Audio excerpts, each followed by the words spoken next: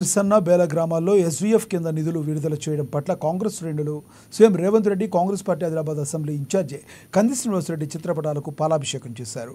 అభివృద్ధి పనులకు నిధులు విడుదల చేస్తూ వెలువడిన ఉత్తర్వులను చూసి కాంగ్రెస్ పార్టీ ముఖ్య నాయకులు గ్రామస్తులతో కలిసి హర్షాన్ని వ్యక్తం చేశారు.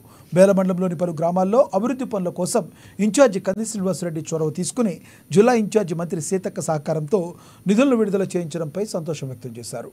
కాంగ్రెస్ ప్రభుత్వం ఏదైతే చెప్తుందో అదే చేసి చూపిస్తుందన్నారు.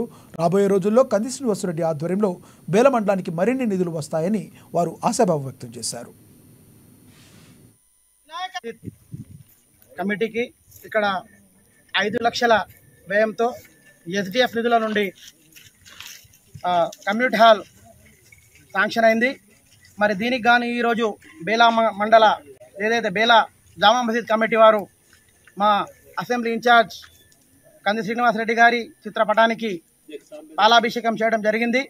మరి మేము బేలా మండల కాంగ్రెస్ పార్టీ తరఫున యావత్ ఇక్కడ ఉన్నటువంటి మైనార్టీ సోదరులకు ఒక భరోసా కల్పించింది ఏంటంటే, మీరు ఏవైతే డిమాండ్స్ చెప్పినరో ఇక్కడ ఖబరస్థాన్కి బ్రిడ్జ్ కానివ్వండి, అదే మాదిరిగా ఖబరస్థాన్కి ప్రహరీ గోడ కానివ్వండి, గౌరవ ముఖ్యమంత్రి రేవంత్ రెడ్డి సారి సహకారంతో మా సీతక్క గారి ఆధ్వర్యంలో, అదే మాదిరిగా మా ఆదిలాబాద్ ఇన్ఛార్జ్ కంది శ్రీనివాసరెడ్డి గారి నేతృత్వంలో తప్పకుండా చేస్తామని మేము మీకు హామీ ఇస్తున్నాం.